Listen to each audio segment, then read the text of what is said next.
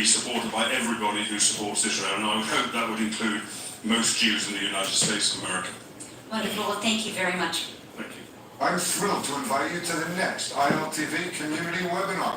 This is our chance for our paid subscribers to connect directly with our executive editor, Mayan Hoffman, and dive into the questions you care most about regarding Israel. The webinar will take place next week on Tuesday, November 19th, and is exclusively for our app subscribers. If you're already part of the ILTV family, watch your inbox for a registration link. Not a subscriber yet? Join our strong pro-Israel community and participate in a live webinar next week. And with no progress regarding hostage negotiations and urgent concerns regarding the health and well-being of the 101 hostages held in Gaza, ILTV's Ariella Nafyani has more. Yes, thank you, Steve. So Prime Minister Benjamin Netanyahu met yesterday with Mossad Chief David Barnea for consultations on the 101 hostages still held by Hamas in Gaza. Now, the meeting was led by David Barnea following his recent efforts to jumpstart hostage negotiations. But these have unfortunately stalled due to Hamas rejecting all proposals, somewhat unsurprisingly, as they've remained pretty adamant in their demands for a total withdrawal of Israeli forces from the Gaza Strip, as well as a complete ceasefire. Now, on Saturday, a rally was held here in Tel Aviv, just ahead of International Children's Day, which is this week, to honour all the children affected by the ongoing crisis, specifically those who have returned, those awaiting their parents' return, and also, of course, Bert and Ariel Bibas, who have been hostages welcome to this live broadcast. This is now this comes as the health team of the hostage and missing families forum released a humanitarian. And this is a production of BHF Media. Sorry for the noise and the rest that came up during the program. We are trying to get some feedback and some information around the world so that we can be able to discuss more of these issues with you. Like I said, this is Elo David, BHF Media, a production of BHF Foundation. We are trying as much as possible to see that we update our viewers and also hear their own suggestions or opinions on how to move the youth forward. It's a youth organization, but we also try as much as possible, as I said, to address some of the sensitive issues regarding the news that is making the round. I want to say again that I want to start from America. It's quite impressive, quite fascinating that the elections in the United States of America elections was held about 2 weeks ago. The winner has been, we already have a winner has been declared, and it's quite interesting that Donald Trump has immediately begun to choose his cabinet. And just like we are saying, as it is now, very soon, most of his cabinet will be complete, because at least we have about 23, 24 different positions that have been filled with supporters of Donald Trump, who is the winner, and those also who believe in his vision and his plans for America. But I want to say there seems to be a little bit of freedom in the atmosphere in terms of what people are able to say and do. Some of the things that people were not able to do during the Biden administration. With Trump winning the election, there seems to be some liberty.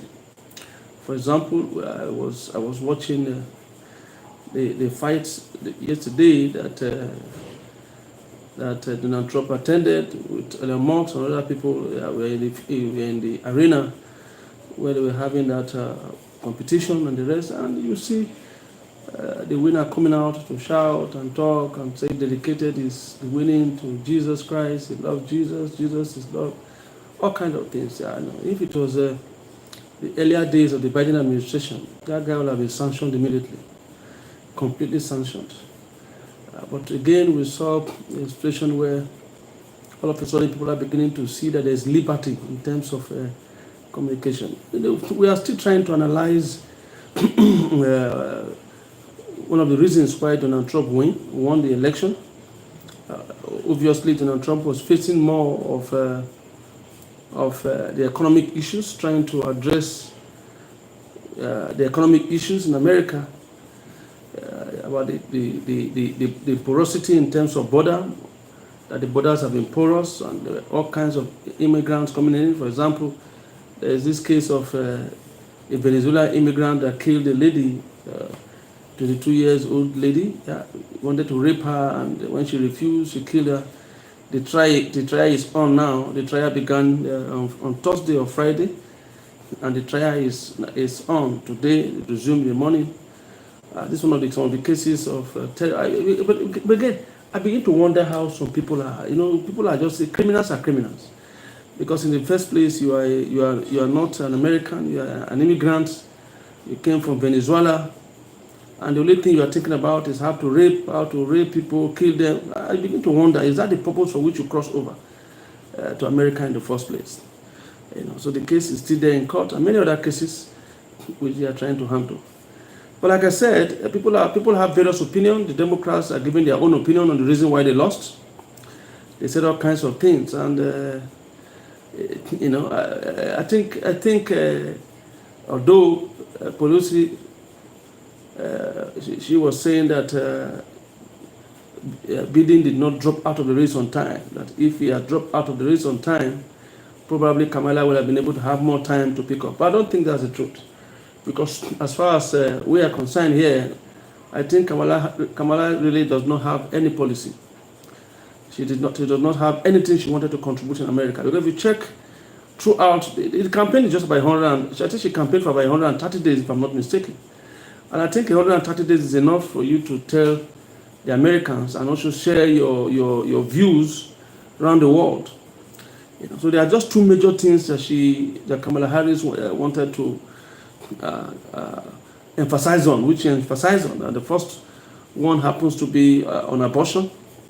She's so passionate about abortion that is just all she needs to talk about women having right over their body, I don't think that's in contention.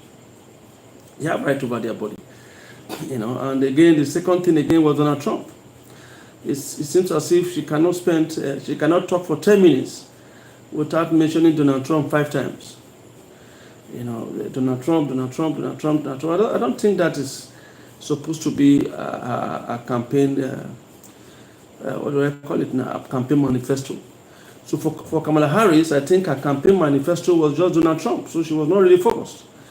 Because there's a lot of conversation going around, both in America and around the world, in Nigeria and everywhere, why did Democrats lose? So I think the Democrats lost because they had the wrong candidate. They had a candidate who really does not know what she wants to do. It would have been a very wonderful opportunity for us to have the first female president in America. She had a lot of support when she started, but as time began to progress, people begin to see that she didn't really have anything to offer. And unfortunately, towards the end of the campaign, she begins to surround herself with a lot of celebrities. Some of them also have questionable characters. Some of them were indicted in or rather their names were also called in Didi's case. I will begin to see bringing celebrities on stage that has moral issues. And these people came in because they were given money, even as far as $1 million. And so we have some of them that come in, we're giving money.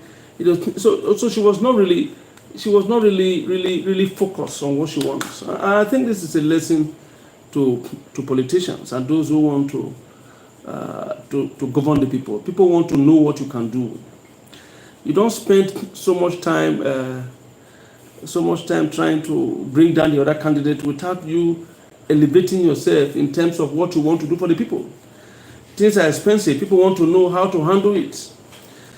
House rent is expensive. People want to know how to handle it. They have children. The elderly want to know how they can be able to take care of themselves. So these things are very, very important, so that it makes it easier next time a contest. Like I told people, I said, Donald Trump did not win the election because he was a good man. Donald Trump did not win the election because he's better off than any other person. The reason why Donald Trump won the election was because the Democrats did not perform. Because he didn't perform. I mean, you don't just look at Donald Trump and you say this is an ideal president for America. No.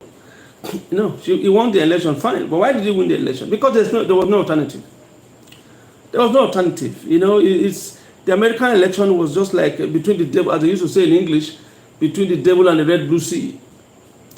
The electorate in America were between the devil and the red and the deep blue sea. So who are you going to choose? If you want to choose, you have an election where Satan and Lucifer is contesting. So you have to make up your mind who you want to choose. You want to vote for Lucifer or you want to vote for Satan. That's how I saw the American election. Not because Donald Trump was the best, but because Kamala Harris was the worst. It was the worst. The Republican Party did not win the election with Donald Trump because Donald Trump was the best candidate for America. No, it was not. It was not the best that America had to offer. But if you compare him now with the Democrats, the candidate Donald Trump, Democrat candidate Kamala Harris, you find out that people just have to settle for the lesser devil. The lesser devil, because the only thing they seem to focus more there is just issue of abortion, transgender, or this one.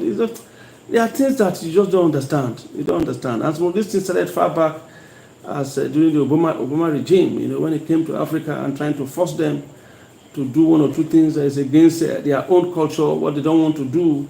And so AIDS, giving of AIDS to Africa was tied to supporting the gay rights movement and the rest. And those who refused to support then were told clearly that they will not receive AIDS from America and the rest. So that to me, I don't think that's the right thing to do. People should be left alone to take whatever decision they want to take. They should be left to live the life they want to live. At the end of the day, everybody will give an account, but don't insist. Don't insist. So I just saw it then as if Obama was trying to be Martin Luther King. Martin Luther King was fighting for the civil rights movement of the 60s, where of equality between the blacks and whites, between the blacks and whites. And it was King Jr., Martin Luther King Jr., that made that famous statement that he believes that a day will come where the sons of slaves and the sons of former slave owners will be able to sit down in the same table together, where they will not be judged by the color of their skin, but they will be judged by the content of their heart. And I think that is one of the greatest statements that came out from King Jr., because as at then he was speaking the fact. There was so much discrimination between the blacks and the white. Like I said, there is no difference between the black and the white. That's the truth. The brain of the white man and the brain of the black man is the same thing. So I think they should also slow down a little bit on the white supremacy thing. The white men there in America should be able to know that America is where it is today because of a combination of the efforts of both the white man and the black man. The immigrants helped to build up America. I keep saying that again and again, and that's the truth. The immigrants, they helped to build America. And also, there's this report also that the wife of Donald Trump happens to be an immigrant also. So the entire concern of the world today is what will Donald Trump do when he comes in, especially regarding the issue of the immigrants. And I think they should begin to build a kind of structure and a kind of system where people begin to live together, cohabit together. We want a kind of system where people will not be judged by the color of their skin. So when Donald Trump is coming in, I pray he should be able to talk more of uniting the blacks and the whites together. We don't want a situation where the black will look inferior in America because of the activities of the white supremacists. So Donald Trump should not be the tenor, the time of Donald Trump as president should not be a racist time. It should not be a time where racism will be held to high esteem. So some of those statements they are making here and there should be addressed by Donald Trump. Donald Trump should understand that him becoming the president now is an act of God. For the past 2 years or thereabout, Donald Trump has been having various cases. That's why they say this is the greatest American comeback in history. And also, I even say in the history of the world. So Donald Trump is able to conduct back because of the hand of God. You remember what happened during the I think it's the 1990 Olympics or so, where the late Maradona of Argentina used his hand to assist the ball and he scored. And that year, Argentina won the World Cup. That's when that slogan came in, the hand of God. So Donald Trump should be able to know that he becoming the president now is the hand of God. He survived 2 assassinations, not because he was too careful, but because a higher power preserved him. He had issues with the court. He has been indicted, although not yet sentenced. With all the cases he has in court, he still managed to win. With all the pressure from everywhere, he still managed to win. So Donald Trump should be able to know that his winning the presidency of America is an act of God. It's an act of God. And so God allowed it to be so. And so because of that, I believe that there's an unfinished business that a higher power wants Donald Trump to do, an unfinished business. And that business is to try as much as possible to reduce the racism in America. It will be able to turn down the rhetorics of racism. It should be able to kill that KK spirit, that spirit of white supremacy. The white supremacy movement that should be killed down completely. Now, Donald Trump is in the best position now to begin to address the white supremacists, so that he can be able to become another Martin Luther King Jr. of our time, to try to bridge the gap between the blacks and the whites. Because, like I said, it's impossible for America to be where it is today without the contribution of the blacks. The blacks played a major role. There are 1 or 2 things that happened when he was still president, where some whites, because of the statement of Donald Trump then, some white supremacists took advantage of it and began to attack the blacks. That was when he was president. The first time as being president, we saw that the blacks were not too comfortable, because there seems to be some kind of strategy to undermine the blacks, to bully them and the rest, because probably they didn't understand the rhetorics of Donald Trump, the white supremacists. So this time around, the first thing we want Donald Trump to do, the first advice we want to give to Donald Trump as he comes in again, the second time, like I said, is an act of God. He becoming the president now is quite impossible with his own strength. And if you look at it, the margin to which Donald Trump came back as president is unprecedented. He has a margin of over 5 million in the popular vote, over 5 million more than Kamala Harris, and he also had the college vote. He had about 300 and something. So it's a massive winning. And I heard him once said that the defeat to which he gave Kamala Harris and the extent to which the Republicans won is unprecedented. For the past, nothing like this has happened for the past 129 years. This kind of victory has never taken place, especially for the Republicans. That volume of popular vote and also the volume of electoral vote. So we can see with all the contentions, with all the attempts by the Biden administration, by the system to jail him, they planned to jail him. What was meant for evil, God turned it to good. And nobody will have believed that Donald Trump will have been president. With all the cases he has in court and all the statements that was made, all the plans they left hard against him. They did everything possible. People were so angry. The statements they were making was devastating, was so bad, to the extent that some young fellows who don't really understand the statements had to see how they can help themselves by doing everything possible to try and assassinate Donald Trump. But it didn't work out. And just like I said, with all this thing happening, you know that it's not just by the campaign of the Donald Trump alone. It's not by his efforts. It's by the message. Please let me just take water.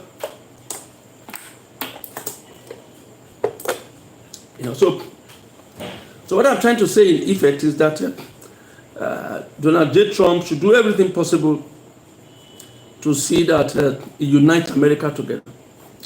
It should do everything possible to see that immigrants are comfortable. There shouldn't be an attack against the immigrants. That will spoil his presidency. Yes, America first. It's a good system. Make America great again. It's a good slogan. America first is a good slogan. But first and foremost, we are the American first is for all Americans first. Whether you're a black American or you're a white American or you're a Filipino American, or you're a Caucasian American, or you're a Jewish American, or you're an Arab American, it's America first. America first. That's so important. And then secondly, the immigrants who are there legitimately, I think we've said this before, we want to say it again for emphasis, as January 21st is drawing closer. The people who are there legitimately should be allowed to work, and not only to work in a comfortable environment. The Americans should know that they are playing a major role in the world, and so they should try. And if you want to become a leader, you must do everything possible to see that you're a leader by example, because whatever takes place in America today has an effect in other part of the world. Immediately they started promoting, Obama started promoting gay and lesbianism around the world. It became popular. So what happens in America also becomes popular in other parts of the world. So I would seriously want to say, I don't want to overemphasize it, but even if I overemphasize it, it's also good. We need to, Americans, Donald Trump need to make sure that now that he has won the election, he has to slow down on some of those rhetorics, those statements that he will make that will cause division in America should be stopped. Yes, we have immigrants who are terrible, immigrants who, like this young man from Venezuela, for example, who seems not to understand why he came to America. And he was involving himself in maybe I'll call it madness. That's the best way to say it. You have a lot of girls you have a lot of ladies in what do you call it? A lot of ladies in Venezuela. And I don't see how ladies become a problem. If you want to go out to 10, 15, 20 of those girls, he could have been able to do that.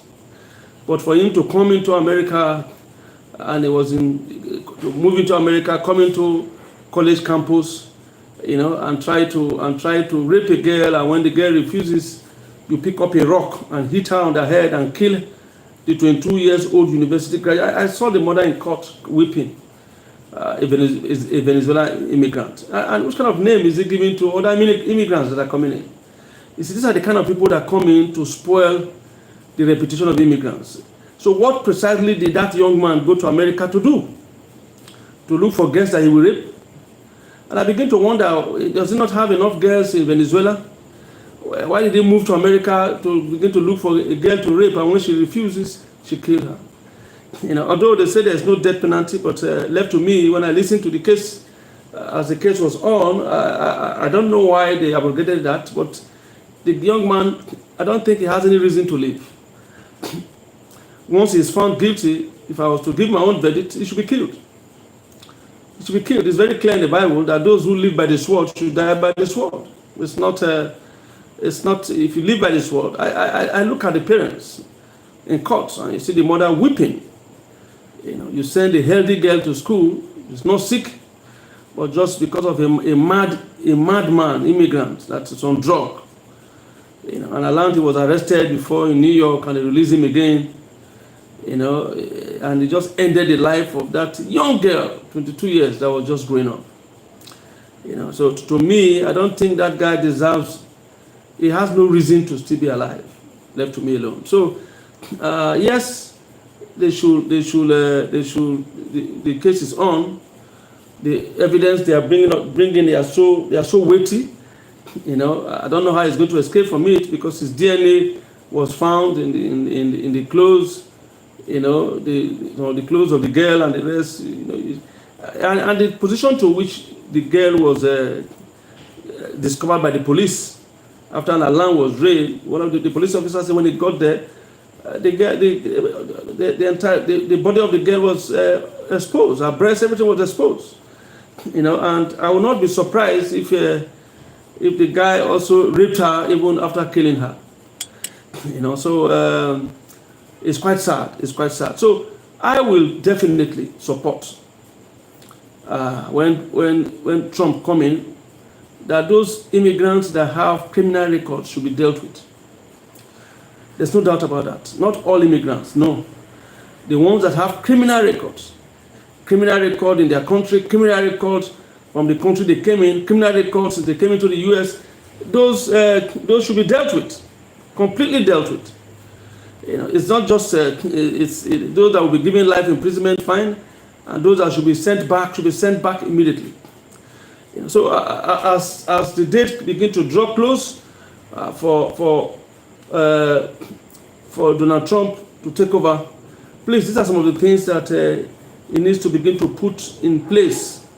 Because we have a lot of African immigrants who are in America and are doing very, very well. They have helped to build up the economy.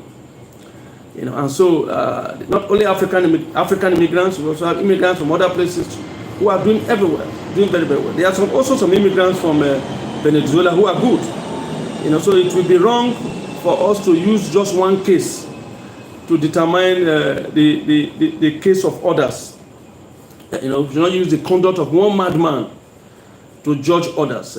So that's one of the things Trump should be able to handle and say that not all immigrants that are sent away, but those with criminal records, they are the ones that should be sent away. And those who have committed crime in the U.S. should be punished for it. So the process is getting on. And when I saw that in less than 2 weeks, almost 30, going to 25, between 25, 26, 27, 30 different positions in the U.S. have been occupied, that Trump has been able to name over 20-something people in his cabinet. I'm impressed. That's somebody who wants to lead. Then I begin to compare Donald Trump now in America, and I compare the President Buhari, the administration that came in before this one came in. About 6 months, between 6 to 7 months after I won the election, there was no cabinet. That tells you of somebody. No wonder the government failed. The government in Nigeria then under President Buhari was a big failure. Failed on every side. As a matter of fact, Buhari's government is one of the worst governments since the independence of Nigeria. One of the worst governments.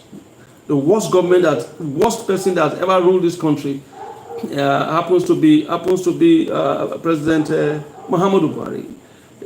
Is the one that put Nigeria where it is today now. It's part of the problem we have in Nigeria.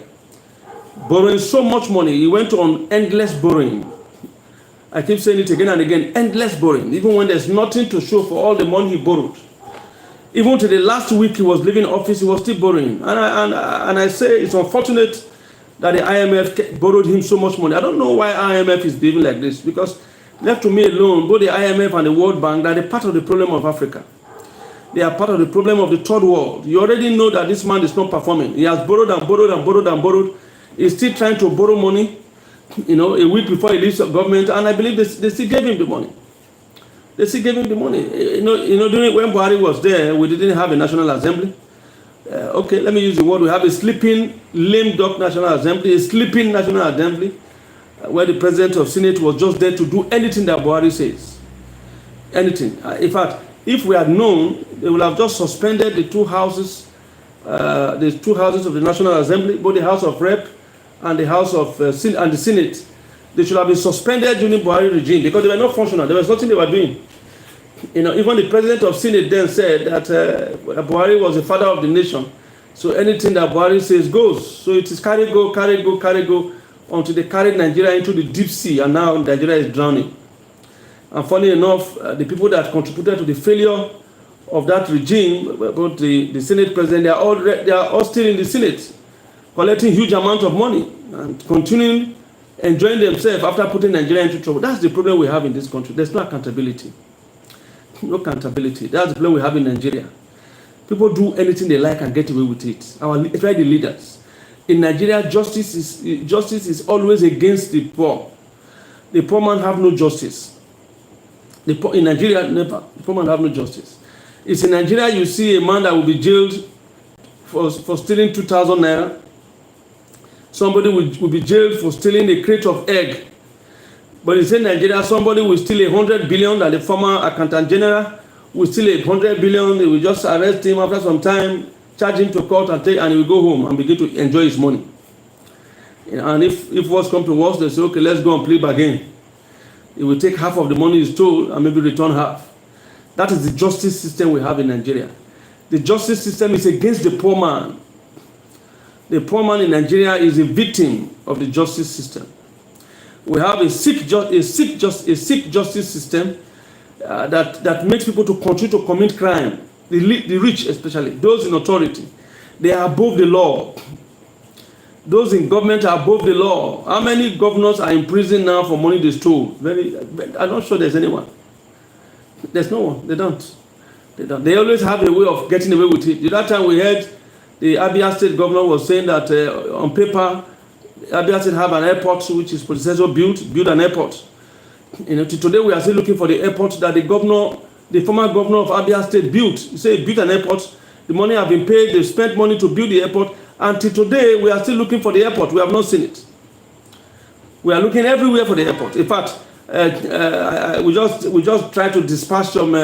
What I'm trying to do right now, I'm holding meeting with some friends because I want to send them to scout around the whole of Africa so that we can see if we can locate the airport of Abia State. Maybe they mistakenly built it in Venezuela, or they mistakenly built it around Mexico, or they mistakenly built it in Ivory Coast. So we want to search around the world because we are looking for the airport that the Abia State governor built with the money that comes from Abia State. We are still looking for the airport. We have not seen it.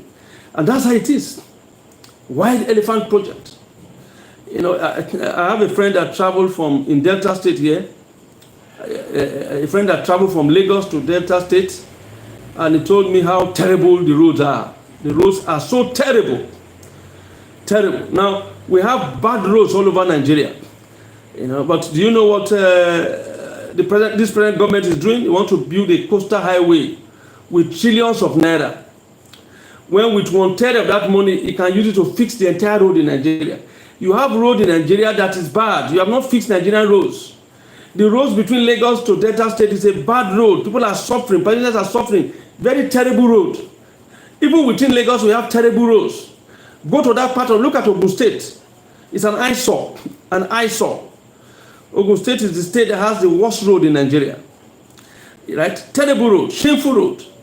And yet, this is the same regime that is trying to build a coastal highway. And you ask yourself, you already have roads that are bad. You've not been able to fix it. The coastal high road they are building is for what? And they are building with trillions of naira. They are looking for how they can make money. They want to give their contractors contract to make money. They want to make billions and billions that will shock in their pocket. So the purpose of that project is not to satisfy the people. The purpose of that project is to make additional money. Because they feel they will not make so much money if they embark on repairing the bad roads we have in Nigeria. Because it doesn't make sense. It doesn't make sense. It's a terrible thing. It's a shameful thing.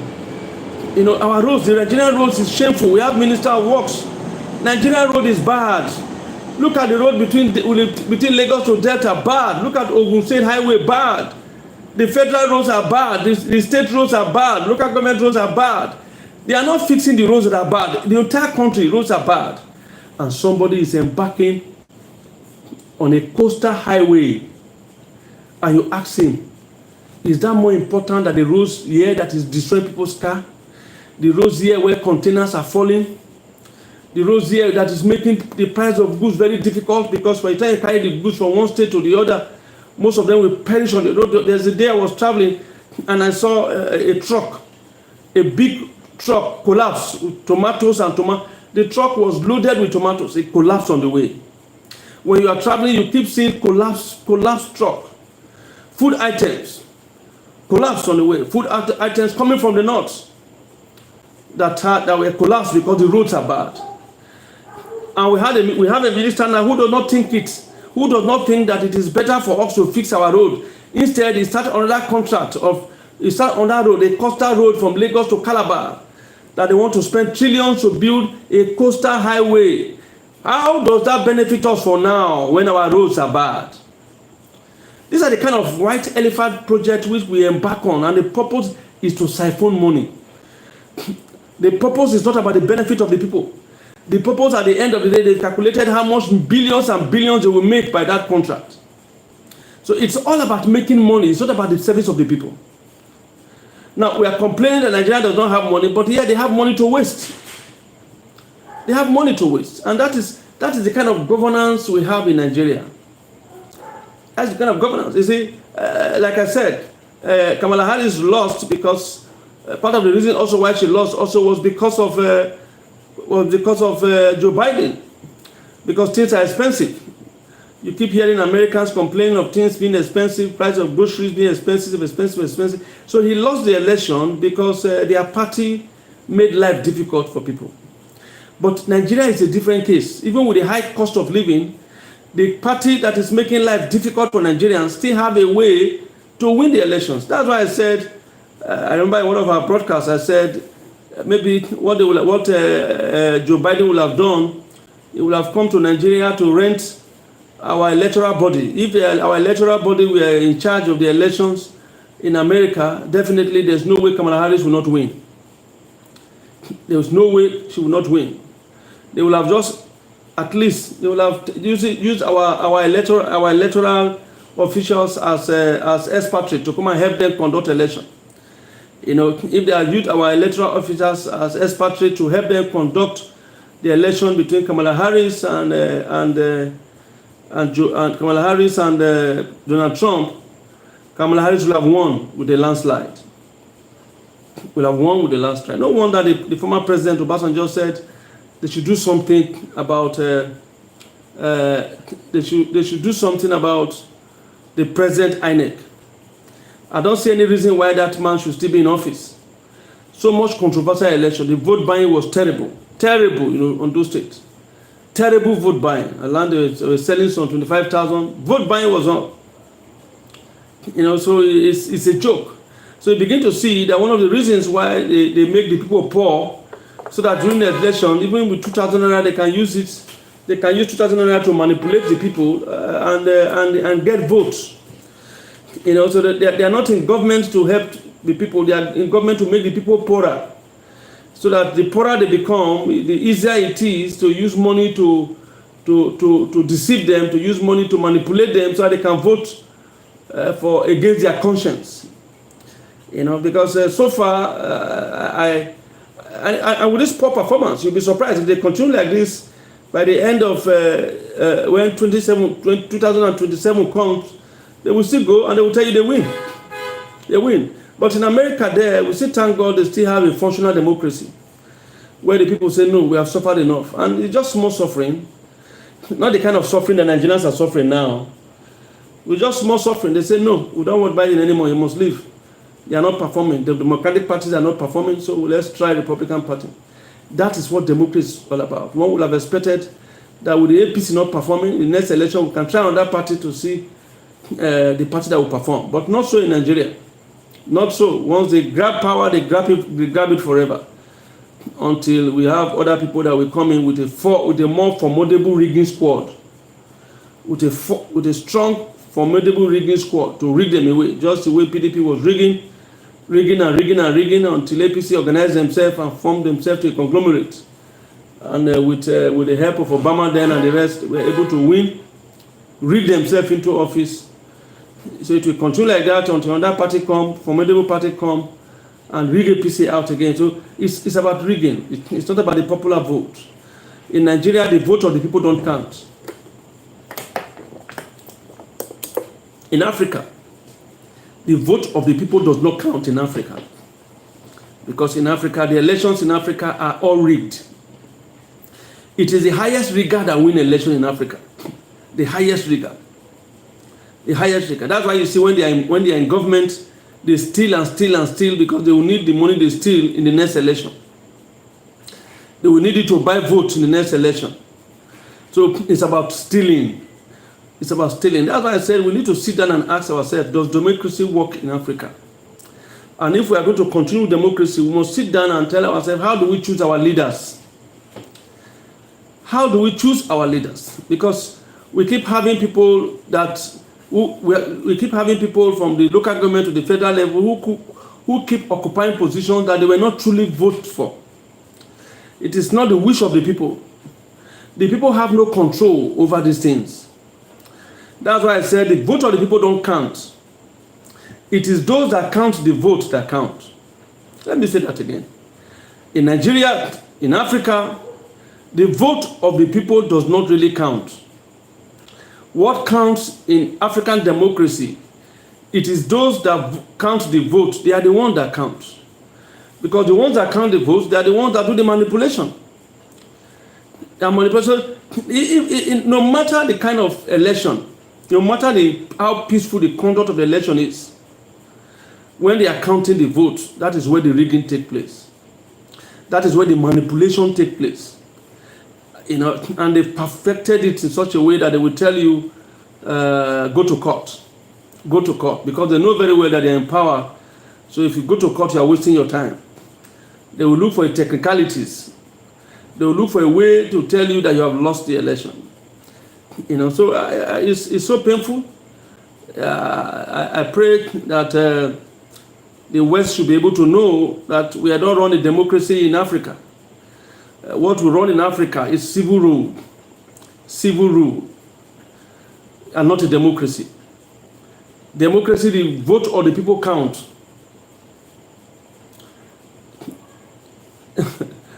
In democracy, it's a government for the people, by the people.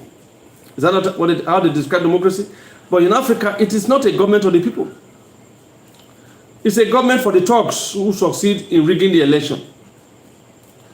So we do not have clean democracy in Africa. What we have is thuggery. The thugs that help to rig the election, they are the ones that are in government. And funny enough, the West doesn't care. As long as they will continue to benefit one way or the other from the government in power, they seem not to care. So we pray we should be able to get to that place where democracy really counts in Africa, counts in Nigeria, where the vote of the people really means. Because until we get to that level where the vote of the people count, there will not be good governance. There will be good governance when the vote of the people count. Because when the vote of the people count, whoever is in power will do everything possible to make sure that he performs. Because he knows that if he doesn't perform, he will be rigged out. And the reason why African governments don't perform is because they don't depend on the people to win election. No, they depend on the electoral umpires to assist them to rig election to win. So they prefer they buy it. In African democracy, the leaders buy the vote. They buy it from the electoral umpires. That's African democracy. They buy the position with the African, with the umpires. And it's quite sad that Nigeria will continue to be underdeveloped. Corruption will continue to increase in Africa. Bad governance will continue to increase in Africa until something is done to ensure that the right people are elected. The right people are not elected. It's thugs. It's thugs that are elected in Africa. That's why you see that somebody will be in the same position for, look at the president of Cameroon. He has been there since the 80s. Over 40 years now, he's been president. There's no single meaningful development in that country. So you will ask yourself, on what basis is he still in power? On what basis? Look at the Uganda president, an old man, very, very old man. Now, you ask yourself, what has he done in that country that will make him remain in power for so long? Nothing.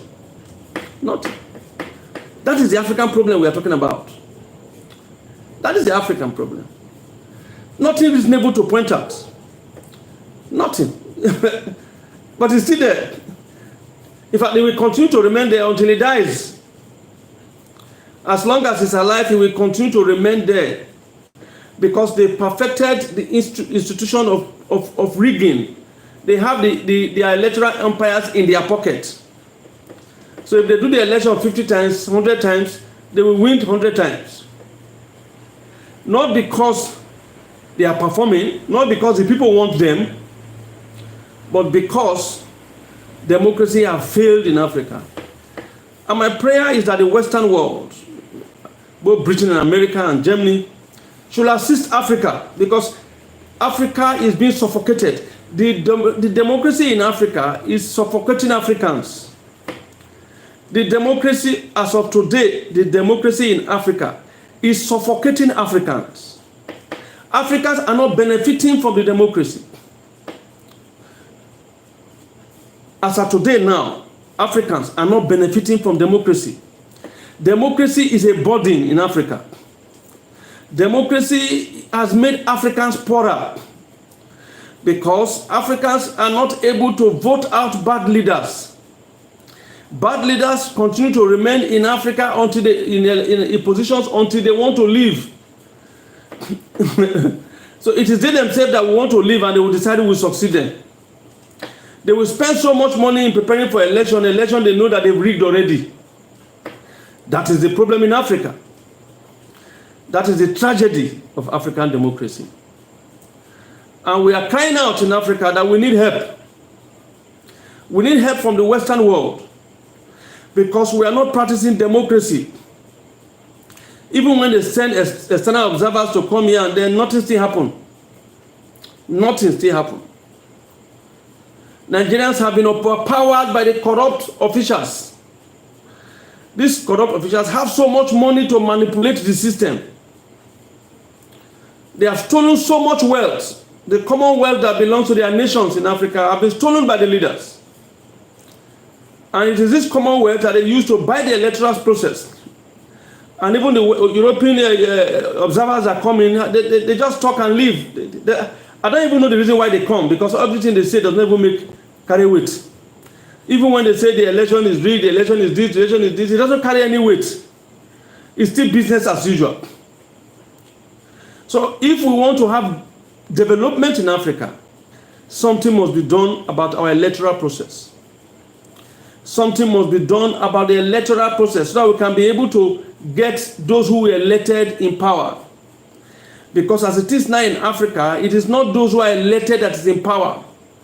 It is those who rig themselves, rig their way into power. They have so much money to rig their way into power.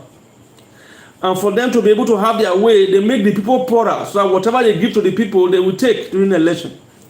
I mean, somebody who has not eaten, somebody who has not fed his family, somebody who is hungry. You get to the election, you get to the polling booth, and you tell the person that you are going to give the person 10,000 so he can vote. The person will take it and even vote 100 times, because as at that moment, that 10,000 means a lot of money to the family. So you see why it is impossible for you to stop vote buying when you are making the people poorer. As far as the people are poorer, you can't stop vote buying. I mean, you can't talk about vote buying in America easily like that, or you talk about vote buying in Britain. You know, because they are not as hungry as as we in Africa. The Africans are hungry, they are dying of hunger. Things are bad governance. It's a poor leadership all around Africa. Africa is getting worse by the day, poorer by the day. So democracy is not working in Africa. The process of election is faulty. Something must be done about that process so that we can be able to enjoy what they call democracy. So that at least we can begin to have development. And I think the Western world are satisfied with the status quo, because the West, both China, both Asia and the West, they want to continue to use Africa as a dumping ground for their product. Nigeria is currently a dumping ground for Chinese products. There are some products that cannot enter America and Europe, but they send them to Africa, send them to Nigeria.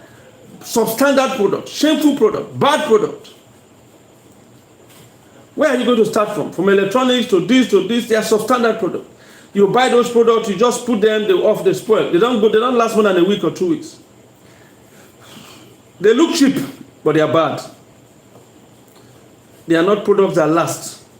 They were not built to last. They built, but the interesting thing about the product is that products are cheap. So Nigeria is one of the largest dumping grounds of substandard products from Asia, especially from China. Substandard products from China. And that Nigeria is also a dumping ground for what we call okrika, used products, used clothes, used shirts, used panties, used brassiere, used pants for men.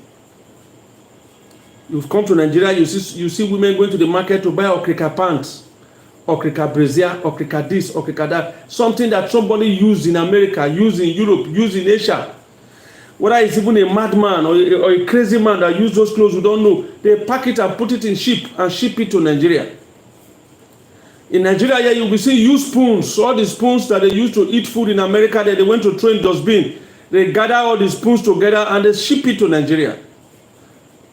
You also have used clothes, you have used pots.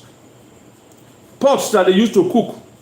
The pots that they used to cook over there in the US and over there in Germany, over there in UK, Nigerians will go there and pack all the used pots and the used plates, pack them to Nigeria and sell it as okrika, and people are rushing it. Oh my God. When are we going to come out of this? When are we going to come out of this? Our leaders, political leaders, have assisted the Western nations to begin to treat us in Africa like animals. In 2024, we are treated like animals. In 2024, we will be going to the market. Women and men will be going to the market to buy used t-shirts, used pants, used brassiere, used singlets, used pots, used plate, used spoon, used fake okrika. The ones somebody have used already and thrown away. They gather them together and put them in a ship and ship them to Nigeria. So everywhere now you begin to see where they are selling okrika pot, used pot, used pot. And I say, our leaders, when are they going to deliver us from this madness? When will our political leaders be able to raise the standard of living of the black man, of the black African man? Nigeria is supposed to be the pride of Africa. But when are we going to come out of this nonsense that our leaders have kept us? Our leaders have turned us to rags. That's why the Western world, they are beginning to take us as rags, because our leaders have turned us to rags. So they are now climbing us as footmats, because our leaders have turned us to footmats. They've destroyed the economy. They've turned us to beggars. That's why we'll go to the market to begin to buy used pants and used brassiere and used spoon and used spec and used plate and used pots. These are the things we buy. All the spoon which people have been using to eat in America, all those spoons that they are tired of, Nigerians will go there and pack all the old spoon and ship them to Nigeria. The spoon that people have used to eat, we don't even know where they are mad people, we don't even know where they are sick people, or they are possessed people. We pack all their spoons and they bring them to Nigeria to sell as okrika. Used clothes, people are buying them. You see people go and buy pants that somebody put on in Europe and America. You don't know where the person has disease. We buy the pants that somebody have used. We buy the brassiere that somebody have used. Each time I think of these things, I ask myself, why have they turned us to this? Why have they turned Africans to this? Our leaders, why have they turned us to this, for goodness sake?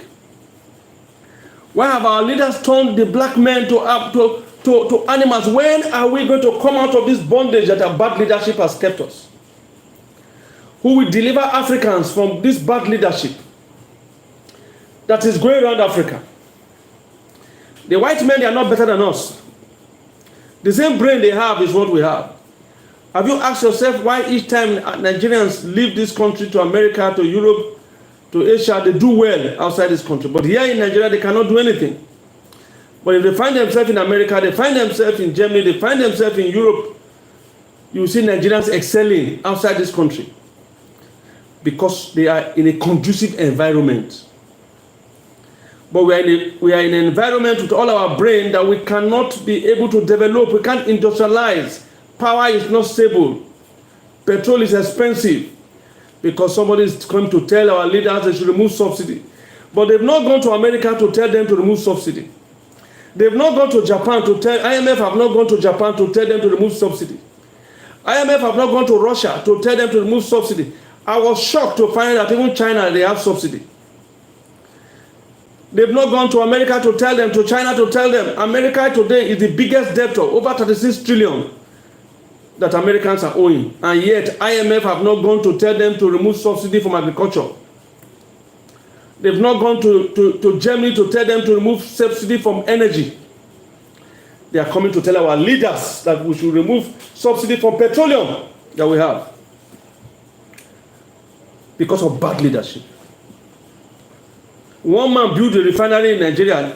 Nigerian government have refinery for the past 25 years. The 4 refineries Nigerian government have, they've not been able to do the turnaround. All the money that have been spent on turnaround maintenance, millions and millions and millions of dollars.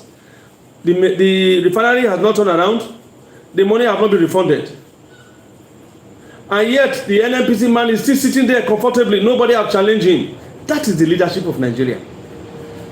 There has never been a panel of inquiry to find out where is the money. The money they paid them for turnaround maintenance, we've not seen the money. They've not repaired the refinery. They've collected the money, millions of dollars, and yet nobody has been accountable.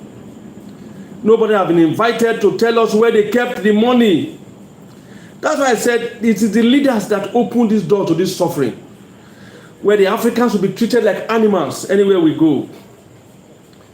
They see us like shitholes because we have bad leaders. Not because Nigerians are bad, because we have bad leaders. If we had good leadership, Americans would have been coming to Nigeria to stay. There is no reason for anybody to jackpot anywhere. There's no home like your place. If we had good leaders, the Germans, the Americans, the British, they will have been relocating to stay in Nigeria. We have the best weather. We have the best weather. Anything you plant in Nigeria grows. It's not like the Western world, Europe and America, where they are having tornado, all kinds of stories. No, we don't have such things in Nigeria. Such weather condition. Our weather in Nigeria is normal. It's not like in America or other part of the world, say, oh, it's too cold, people are dying of cold. No, not in Nigeria. Hurricane in Europe and America, no hurricane in Nigeria, no hurricane in Africa. The African weather is a normal weather. When it is cold, it's average, moderate. When it is hot, it is moderate. We have the best weather, but bad leaders. Bad leaders have made it impossible for Africans to remain in their country to build them up. Because we keep having bad leaders. Bad leaders controlled by IMF and World Bank. You want to develop a country, they tell you to remove subsidy on energy. How will you develop? You don't have light, you don't have fuel to power your generator. The fuel is expensive. How do you look, there's no country that wants to develop that will not subsidize energy. There's no country. And I begin to wonder, which kind of people do we have there? Which kind of people do we have there, for goodness sake? There is no way you want to develop, there's no way you want to be an industrialized nation without subsidizing energy. There's no way. There is no way. There are a lot of things we want to do now, but there's no power. We are supposed to be having this program regularly, but at times we are off air. Why? Because there's no light. And when you want to buy fuel is about 1,200, 1,000 plus. So how much fuel are you going to buy to run your company, to run your business, to run your organization? Bad governance is what has kept us where we are. And the question we are asking ourselves is that when are we going to be free? And it's going to take a long time. The reason why I say so is this. There is no captor that leaves his captive easily. The political class in Nigeria, in Africa, have captured the electorate. They've been captured. they are in bondage. The electorate in Nigeria are in bondage because the political class have captured them and treating them like animals. And so it's impossible for us to move forward as a nation because the roadblock set up by the Western world through their instrument of punishment, IMF and World Bank, the roadblock is so high that we cannot move across it. Well, we'll meet again tomorrow morning, and also we'll meet again tomorrow evening, God willing, and NEPA also willing that we have light. Well, this is BHF Foundation, the producers of BHF Movies. We have about 500 movies on this platform. Please, we want you to subscribe and press the notification button as we begin to address issues in the world and in Nigeria, in Africa. Every evening, we have this program in, so press the notification button so that anytime we come in, we'll be able to follow us and follow what is happening, the news that is trending. I want to conclude by saying the governorship election that was held on Saturday in Ondo State, the APC candidate won. So that's what happened. So it's the one that was held in Kogi State, APC win, the local government. The one in Zamfara, the people that are there. So the funny thing is that any way you do local government, the party that is in power there is the one party that wins. That tells you that these things are all manipulated. These elections are all rigged. If you have PDP in charge of a state, the PDP will win all the local government. If APC is in charge of the state, APC will win all the local government. If Labour Party is in charge of the state, Labour will win the whole local government. That is Nigerian democracy.